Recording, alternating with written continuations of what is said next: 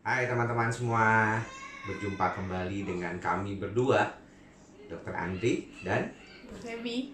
kita akan melanjutkan vlog kemarin yang kita buat minggu lalu di hari Minggu tentang cerita suami istri. Ya, jadi teman-teman mungkin ingin sedikit mengetahui lebih jauh lagi tentang kami berdua gitu ya. Tentunya kali ini kita kemarin kan sudah bicara tentang kita sudah menikah ya. Dari pertama ketemu Ya, sampai menikah. kemudian sekarang kita akan berbicara mungkin cerita sama teman-teman tuh tentang mulai kita menatap kehidupan baru gitu ya. Jadi kemarin saya sempat bilang juga ya ke teman-teman ya, kalau kita itu tinggal di apartemen ya. Ya. Nah, jadi pertama kali kita menikah itu kita tinggal di apartemen di daerah Tangerang ya. Kemudian luasnya sekitar 35 meter persegi. Itu sebenarnya 2 kamar tidur ya, tapi kemudian saya bobok gitu ya. Jadi cuma Jadi satu kamar satu. tidur. Terus kemudian tinggal di sana. Kita menikah itu bulan Januari ya. Iya. Dan 2011. nggak lama kemudian 1 bulan lebih lah ya setelah kami ke Bali ya, bulan madunya saya ingat banget tuh di villanya tuh memang sempat itu saya siapkan ya, udah lama saya beli Di di daerah mana tuh ya? Kamandalu. Iya, Kamandalu ya. itu private villa, bagus ya. Ya. Waktu itu memang karena bulannya bulan sepi ya, kalau Januari itu kan bulan sepi Januari, ya. sepi. Jadi kayak orang Indonesia kita doang ya. iya, orang Indonesia kita doang, semua orang Barat, dan harganya relatif murah lah. Ya. Karena bukannya peak season kan, Januari itu low season. Jadi memang sengaja gitu. Lumayan banget, beruntung dah. Iya, karena waktu itu ya juga sama-sama penghasilan masih ini banget ya, jadi ya cukupnya ke situ, tapi itu juga udah happy banget ya, maksudnya 3 malam lah, di sana. meskipun nggak terlalu lama, yang penting udah ada cerita honeymoonnya. Tapi pulang di sana istri saya nggak lama kemudian mens. Ya masih, jadi itu bulan madunya belum membuahkan hasil. Iya. Kalau dibilang tuh kalau langsung dapet itu katanya tuh hat trick lah, kalau orang bilang tuh, orang tua zaman dulu bilang kalau habis bulan madu nggak mens lagi langsung hamil tuh luar biasa. Jadi saya tuh nggak mencapai itu. Yeah. Tapi kalau kita sih memang bertujuan kalau misalnya setelah menikah nggak ada pikiran untuk menunda kan ya. Jadi memang karena juga waktu itu kan kamu udah umur berapa? 32 ya?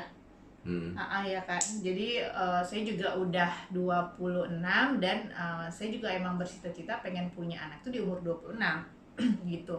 Dan nggak ada kepikiran juga untuk menunda kehamilan ya. Ya.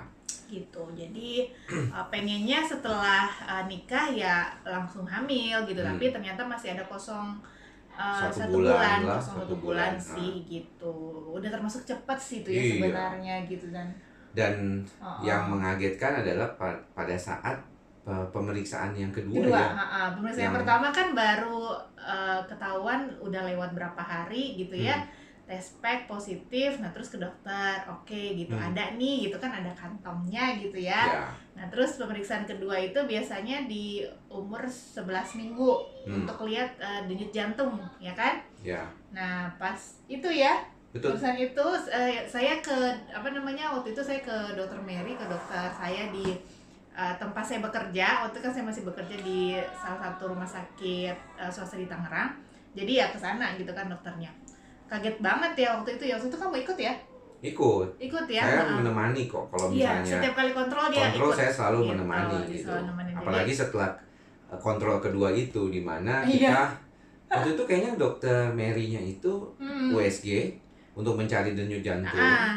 Kemudian ketika ketemu kok ada 2 denyut jantung yang berbeda gitu kan. Kok ada 2 nih katanya gitu. Hah? Langsung kaget. Yang bener dok, kita pikir bercanda ya dokternya ya. Iya bener nih ada 2 gitu kan. Hah?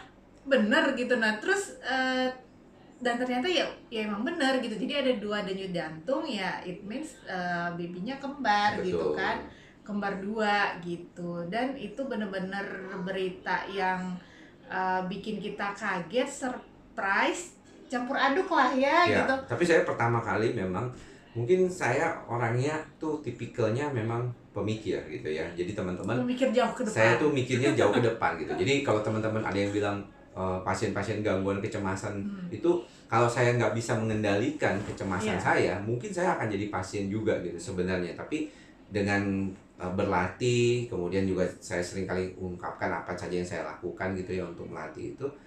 Pada saat Dokter Mary itu bilang ada 2 denyut jantung, itu saya langsung kepikiran, waduh, ini bakal kembar, bakal double pengeluaran. Jadi dia langsung mikirnya tuh langsung double pengeluaran. Ini gimana nih?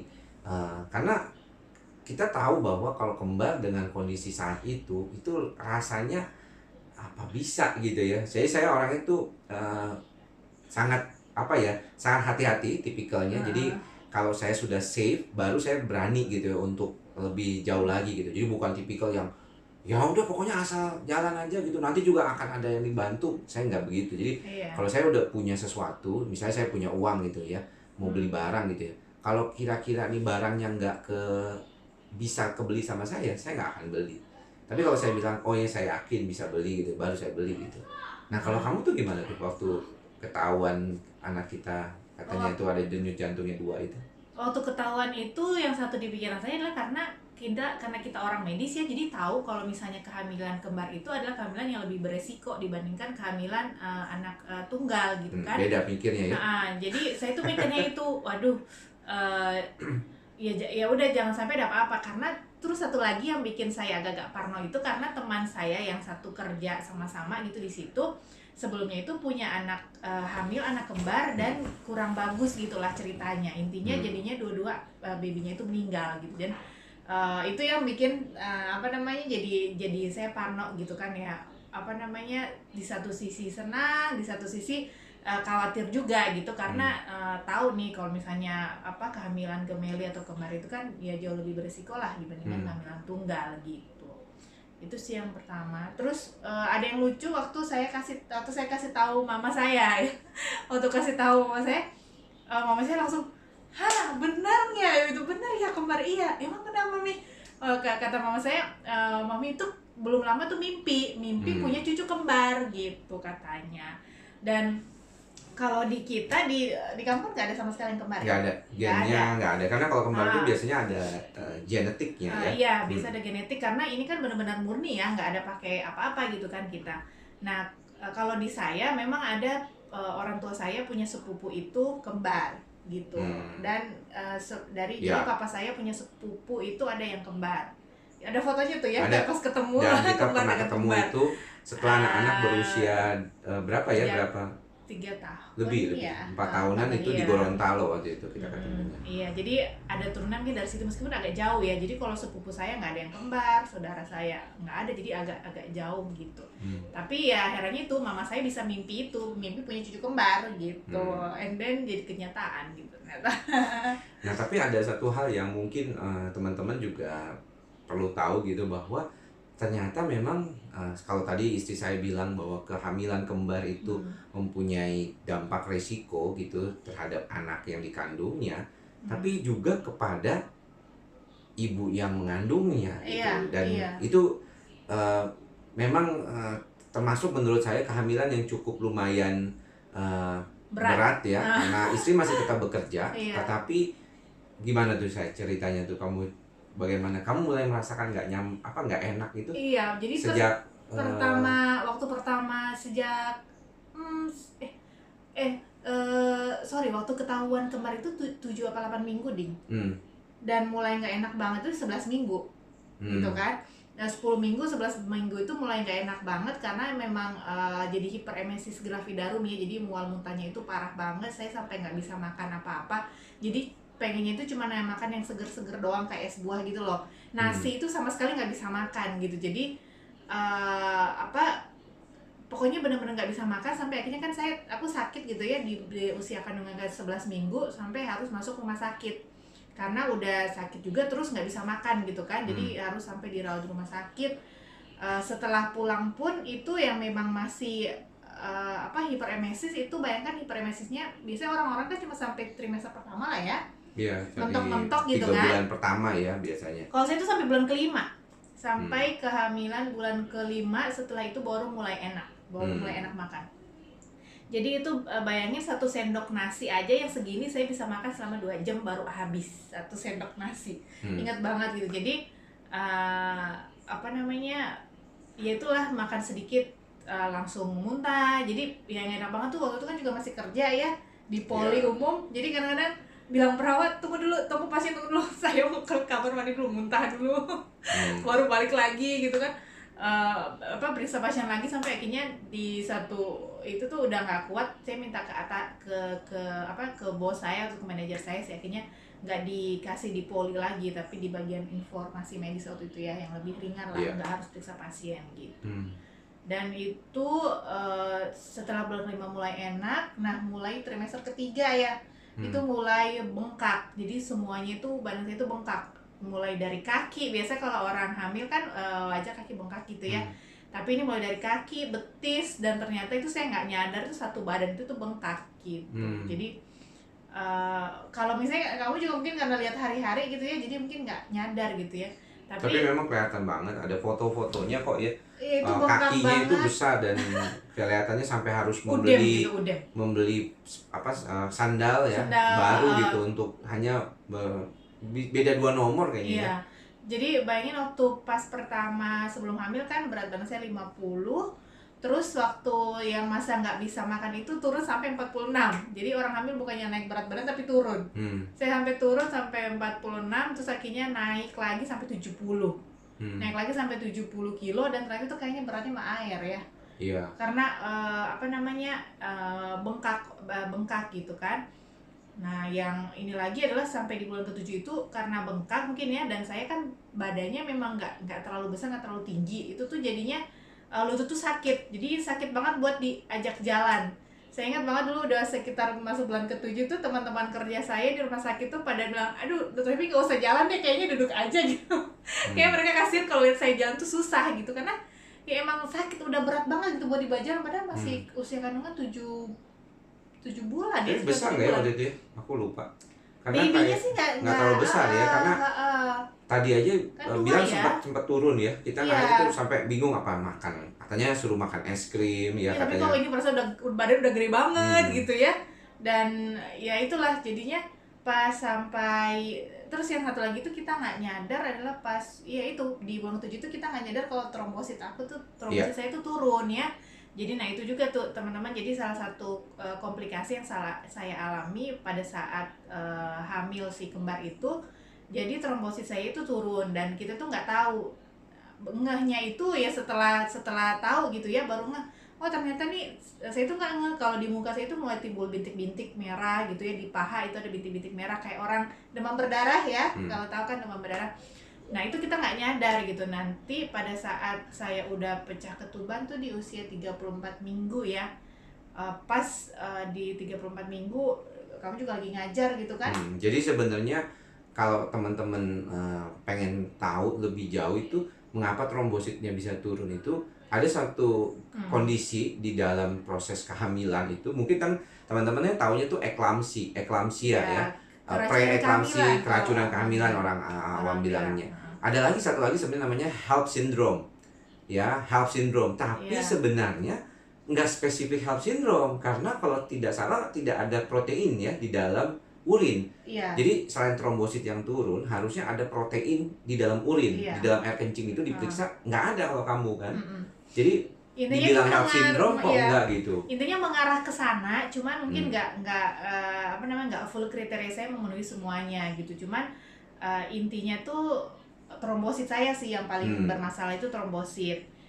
Trombosit paling turun. Jadi pas pecah ketuban itu, karena kan memang sudah dibilang sama dokternya ya, kalau pecah ketuban, karena ini posisi babynya tuh kepala ketemu kepala. Jadi kayak nyangkot gitu ya. Kepala ketemu kepala. Jadi ngeplok takutnya kan, bisa dibayangin ya, kita kepala punya dagu mau ketemu dagu tuh bisa kan begitu kan. Iya, dan satu lagi, jadi si baby yang satu itu kakinya di bawah. Jadi kalau misalnya ketuban pecah, kan jalan lahirnya kebuka, bisa-bisa kakinya udah molos duluan kan. Nah kalau kaki duluan tuh kan susah dokter untuk bisa nyangkut tangannya gitu kan sama ini. Jadi makanya kan kalau lahiran yang paling normal itu kan kepala duluan gitu kan.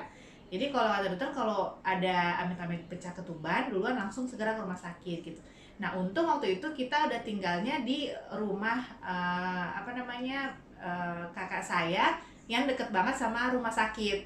Karena waktu itu juga awal-awal ya karena saya mual muntah hebat harus ada yang ngurusin, jadinya kita nginep Ya, ikut pindah lah. pindah tinggal ke rumah kakak saya Karena ini. lebih dekat rumah sakit Iya, yang lebih dekat tempat rumah sakit. bekerja, dan kita udah rencanakan akan melahirkan di sana gitu. Iya, melahirkan di sana. Karena juga kalau di apartemen, saya di apartemen gak ada yang ngurusin kan, dia juga kerja. Jadi kita nginep di situ lah gitu. Ya, setelah itu untung dekat. Pada saat itu juga kakak saya yang serumah dengan saya itu dia baru 4 hari sebelum itu baru lahiran gitu. Jadi deketan kita anaknya lahiran gitu kan. Jadi dia nggak bisa nyetirin saya ke rumah sakit gitu. Panggillah keluarga saya yang tinggalnya deketan, untung dia ada gitu kan. Jadi dia ngantar saya ke rumah sakit, langsung begitu di IGD kan dicek, ambil darah gitu kan. Itu darah saya sampai diperiksa 2 kali karena dokternya sampai nggak percaya, ini kok trombositnya cuma 46.000 gitu. Teman-teman bayangin 46.000 terus mau dioperasi gitu kan. Takut Nah, perdarahan takut sebenarnya. perdarahan. Itu yang paling karena trombosit itu kan faktornya untuk pembekuan pembekuan darah. darah Jadi kalau gitu. misalnya trombositnya turun di bawah 150.000, teman-teman kalau yang pernah demam berdarah, saya seperti kayak saya kemarin itu, trombositnya kan turun kan. Nah, itulah mengapa risiko perdarahan, risiko shock juga kan. Darahnya itu menjadi problem tuh. Makanya tentunya kalau lagi hamil apalagi mau operasi udah takut banget kalau trombosit turun ya. Iya. Tapi mau nggak mau harus dilakukan. Iya, karena udah nggak ada kesempatan untuk transfusi dulu dan lain sebagainya karena udah pecah ketuban gitu kan. Terus udah mulai kontraksi. Jadinya langsung dibawa ke ke OK, itu pun ruang operasi. Iya, ruang operasi. Saya itu nggak dikasih tahu ya kalau trombositnya 46.000 udah gimana, pokoknya udah agak-agak kacau di situasi saat itu sampai udah panik gitu. Mana dia juga, kamu juga saya masih ketahan demo ya. Iya, memang waktu itu untungnya nggak sampai demo. Jadi waktu datang ke Ukrida di Jalan Arjuna Utara itu ada demo ya dari salah satu ormas ya waktu itu. Dan kemudian saya pulang gitu akhirnya. Iya, ditelepon kan. Jadi baru aja nyampe terus langsung pulang lagi gitu. Baru aja nyampe pagi sekali itu sekitar jam 11-an ya kalau nggak salah, karena anak kita lahir jam 1 ya kalau nggak salah. Iya itu saya pecah ketuban tuh jam 11-an. Baru kali itu berasa begitu rasanya pecah ketuban. Jadi ada yang kayak balon pecah dan kayak itu tandanya bedainnya ketuban sama air kencing. Kalau air kencing masih bisa ditahan, kalau ketuban mau ditahan kayak apa juga bisa ketahan, dia ngocore terus gitu kan. Jadi oke, ini saya udah tahu air ketuban gitu, langsung panggil mama saya gitu, langsung berangkat gitu. Nah sampai di OK itu ya kayaknya dokternya juga udah mulai panik karena sebelumnya memang ketahuan saya itu mulai ada peningkatan tekanan darah, cuman nggak tinggi-tinggi banget sih. Nggak sampai pernah di atas 140/90, nggak pernah gitu. Dan yang lain-lain tandanya oke, normal gitu. Jadi baru dicek darah pada saat mau operasi itu ya udah ketahuan segitu. Dokternya ya mau nggak mau harus dioperasi, cuman untung ketemu sama dokter anestesi yang senior waktu itu ya, dia pas jaga. Jadi dokter anestesi bilang ini harus 1 kali aja, saya kan mau di bius itu ya, apa sih namanya, bius bawah. Bius bawah, spinal ya. Di spinal katanya ini 1 kali aja saya tusuk, nggak bisa lebih dari 1 kali gitu. Karena kalau misalnya lebih dari 1 kali kan resiko nih karena dia trombositnya rendah. Kalau nggak bisa 1 kali masuk, terpaksa saya harus anestesi umum gitu katanya. Dan dokter objinya itu saya ingat banget tuh, dokternya bilang aduh jangan dong gitu kan, nih babynya soalnya masih kecil waktu itu 34 minggu, jadi memang prematur. Baru 34 minggu gitu, aduh jangan nih, maksudnya babynya nih kecil gitu, takutnya nggak kuat kalau misalnya dapat anestesi umum gitu kan. Jadi ya thanks to God banget, 1 kali tusuk berhasil, meskipun ya itu ternyata punggung saya itu udah bengkak semua.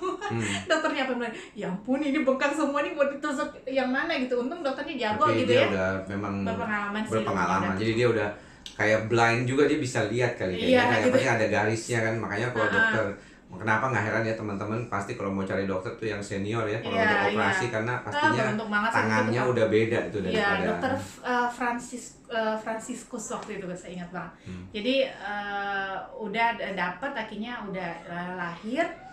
Nah, yang ternyata waktu sebelum kita, aku ingat banget sebelum kita kontrol, pas kontrol terakhir sebelum pecah ketuban itu, babynya udah 2,5 loh sebenarnya. Dan kita udah cukup senang ya gitu, karena perkiraan tuh 2,5 gitu. Karena kan kalau bayi dikatakan berat lahir rendah itu kalau di bawah 2,5 kan. Yeah. Nah jadi itu, nah tapi ternyata pas lahir babynya tuh kecil. Ternyata saya punya plasenta itu beberapa hari sebelum itu udah kurang bagus gitu. Jadi kayaknya nutrisi yang dapat ke anaknya itu udah kurang bagus, makanya berat badannya menurun. Jadi sisa yang satu itu yang lahir duluan beratnya 1,4, yang lahir kedua itu 1,9. 1,5 Dustin? Saya lupa. Yang pertama 1,4. 1,4 ya? Iya, 1,495 ya? Iya, sekitar itulah. Terus yang lahir kedua 1,9. Makanya agak beda lumayan jauh. Terus mereka juga, apalagi yang pertama ya, pas lahir itu nangis doang, nyek gitu, terus berhenti gitu. Nah terus ya udah akhirnya jadi kalau dibilang tuh Apgar skornya rendah. Ya biasanya kan 9/10 gitu ya. Iya, ini paling berapa? 45 lah kayaknya gitu. Iya. Dan waktu itu juga pas lahir saya inget banget tuh, jadi senang banget ya, mungkin karena saya juga lahiran di tempat kerja ya, jadi banyak banget support. Dokter anaknya juga saya kenal, terus ada dokter teman saya ya. Dokter teman saya, dokter Nicu, karena saya tahu kalau di rumah sakit saya itu ada dokter Nicu spesialis neonatologis yang keren banget, yang memang terkenal banget. Dan saya merasa aman gitu, anak saya itu ada di situ gitu kan. Dan teman-teman saya ada di situ, dan maksudnya mereka masuk di ruang operasi gitu kan, karena untuk menerima si baby, teman saya dokter Nicu. Jadi feel safe lah. Dan waktu itu juga karena situasi dan kondisi seperti itu ya, kamu sampai diajak masuk gitu ya sama dokter anaknya ya, buat mensupport aku waktu itu ya. Ya memang waktu itu karena waktu itu tensi aku naik, terus tadinya kan kita niatnya gitu, mau bikin video atau apa gitu ya untuk mengabadikan. Itu nggak kepikiran, karena bagi saya waktu itu adalah kalau saya harus memilih antara menyelamatkan ibu dan anak, pasti saya pilih menyelamatkan ibu kan. Kalau saya sih mikirnya begitu, karena bagaimanapun ya istilahnya bukannya kita nggak mau ngomong nggak enak ya, maksudnya pasti pilih ibu. Kalau saya pasti pilih ibu. Jadi kalau misalnya waktu itu dokternya dokter objinya juga bilang ikut bantu doa ya gitu. Itu deg-degannya itu emang luar biasa gitu ya. Belum mama mertua yang udah repot dan dia nggak bisa berkata apa-apa, dia nunggu di depan. Saya masuk ke dalam ya, mengganti baju operasi. Terus kemudian disuruh tanda tangan berkas ini, udah tanda tangan aja, udah gak tau apa nih tanda tangan. Tapi kemudian setelah itu kayaknya anak itu, saya habis dari ruang operasi, setelah selesai kamu ditutup gitu istilahnya, kemudian saya keluar, jadi nggak ngeliat anak saya gitu ya, karena anak itu diresusitasi dulu ya. Yang pertama itu diresusitasi, jadi dibantu dulu napasnya, dibersihin napasnya. Nggak sampai intubasi sih mereka. Iya, tapi cuma pakai ini aja lah. Terus saya keluar, di luar itulah baru dokter Rasmita Ginting spesialis anak itu mengatakan tentang berat bayi lahir itu. Jadi 1,9 dan 1,495. Terus kemudian iya, saya udah nggak kepikiran tuh. Jadi kalau kita biarpun dokter, kalau udah berhadapan dengan situasi yang seperti apalagi itu, keluarga kita sendiri ya, udah bingung ini. Ya pokoknya ya udah selamat kan dok, bisa. Oke, Apgar skornya udah boro-boro mau nanya Apgar skor berat lahirnya berapa, nggak peduli.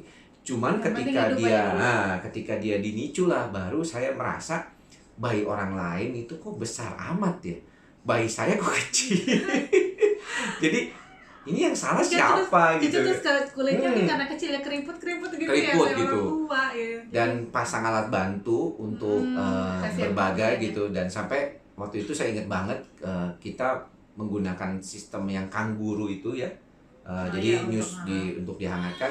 Tapi yang paling saya ingat adalah setiap saya ke Nicu itu saya nggak berhenti melihat monitor. Jadi takutnya berhenti napas gitu ya, karena kelihatan kok kayaknya susah banget nih napasnya gitu ya. Dan tapi ya bersyukurnya mereka cuma 1 hari di Nicu ya. Dan setelah itu saya karena si trombositnya rendah, jadi mereka itu waktu itu kan sambil operasi sambil mulai nyari darah sito ya, segera. Pokoknya untung saya golongan darahnya nggak susah gitu, jadi langsung sambil transfusi, sama habis itu saya diobservasi 1 hari di HCU. Jadi saya pernah ngerasain gimana rasanya masuk di ruang high intensive unit, dan kamu seharian nungguinnya tuh di ruang tunggu high intensive care yang yang gabung sama orang-orang. Jadi tidur gabung sama teman-teman lain yang operasi. Jadi yang nungguin keluarga yang nungguin operasi. Jadi gabunglah sama mereka gitu. Karena kita nggak bisa ninggalin karena ada sesuatu.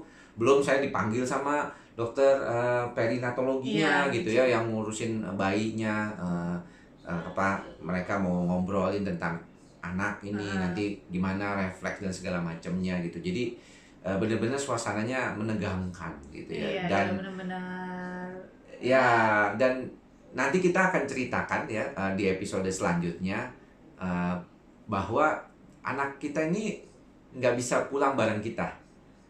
Jadi anak kita ini tetap ada di bagian perina ya sebenarnya, karena memang nggak dicampur sama bayi yang lain yang biasanya kan suka ada tuh kalau baby show baby show itu kalau di rumah sakit kan di ruang bayi gitu. Ini enggak kan, di ruangan khusus karena masih membutuhkan alat bantu beberapa, dan nanti si adiknya yang lahir belakangan itu dia pulang duluan, tapi itu juga pulangnya setelah 2 minggu terus disusul yang pertama 3 minggu kemudian. Jadi kita tuh pulang ke rumah nggak ada babynya gitu. Jadi orang-orang biasanya wah ada baby gitu ya, sambil di jalan bawa babynya. Kita enggak, kita pulang